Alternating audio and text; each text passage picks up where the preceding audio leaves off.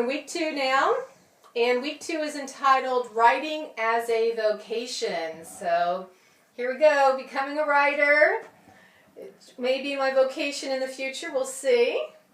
What we learned this week, we have a really cool setup online. We're using a program called Canvas, which is great. You really feel like you're in a classroom. We've been interacting a lot and talking, so I've been meeting my other 24 cohorts, and that's been really fun. A little bit overwhelming, kind of placing where everybody's at geographically, because for me, it's like I need to picture, and I made up this whole questionnaire of my fellow students, at least in my small group, like, do you have a partner, and how old are you, and where do you live, and what do you do for work, and, just what's your favorite food, just so I kind of have a picture of like, okay, this person, lives in Victoria, Canada, and this person lives on the East Coast of the United States. So I think we have only 2 people, if I'm not mistaken, outside of North America, and we're both in New Zealand, so that's kind of funny. So we learned how to use Canvas, which is cool, and then we also learned how to use Blackboard Collaborate, which is how we talk to each other online, so kind of like a webinar, but like so much more complicated, but even interesting. We really can share our work and comment and write things on there and have a group conversation and all be on video, like way better than a hangout. So that was great. And what I really enjoyed was meeting the rest of the group on video and seeing how people speak and just starting to get a feel for people's personalities, which is sometimes hard to decipher from writing.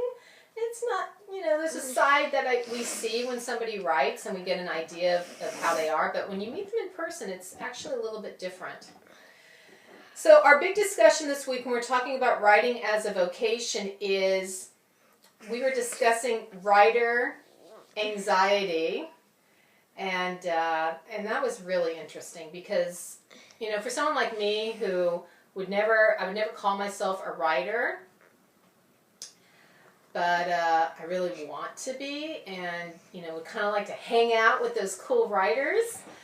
So I have a lot of writer anxiety, and so our director wrote a lot about. He wrote some great stuff, Wade Compton, about how other writers feel. I mean, these are famous writers like Toni Morrison and George Orwell and Kazuo Ishiguro, and I mean, just people that you think, oh my God, they are so accomplished.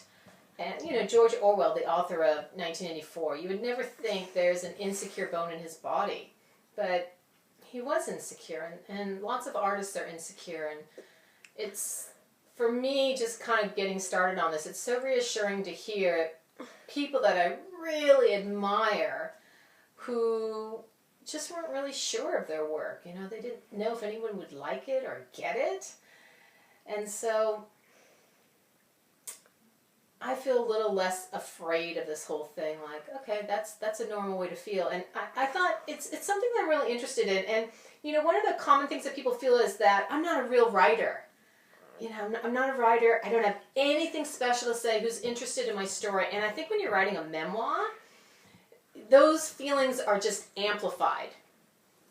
I'm not a writer. I'm just a person. I'm living my life. I have this experience. This was just something that happened in my life. Who the heck's going to be interested in that? And so, that's at the fulcrum point that a memoir rests on. You've got this little point. This is my life. This is my experience. This is my interpretation of it. And I'm going to write this whole story on it. And is that going to stay up, or is it just going to fall flat on its face and no one's interested at all?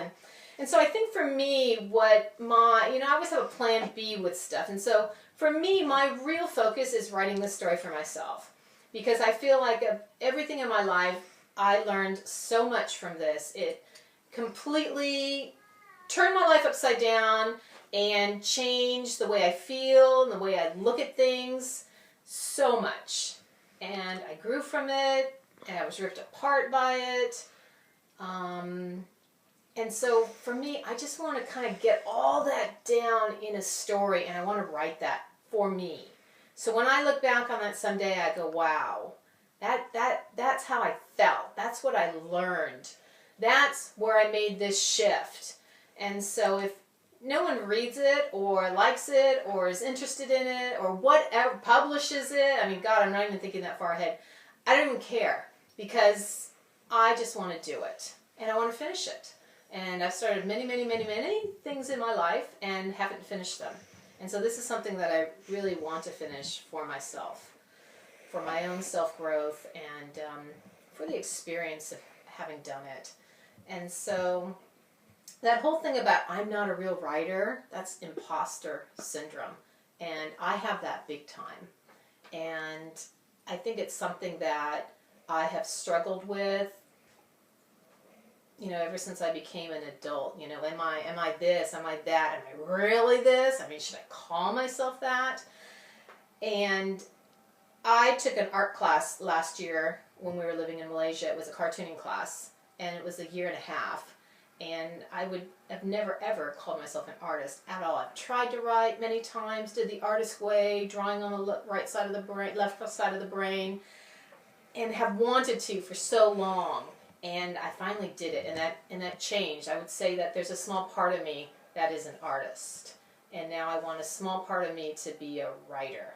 And so even though we didn't do a lot of writing this week in week 2, we kind of laid the foundation for getting over all the insecurities and knowing that we all feel that way. And that was a really good thing for me. So it's kind of like, okay, I can push all that aside. That's totally normal. We all have it. Let's get down to writing. So that's what we'll probably get started with next week. And we'll see how that goes. All right. Thanks for watching.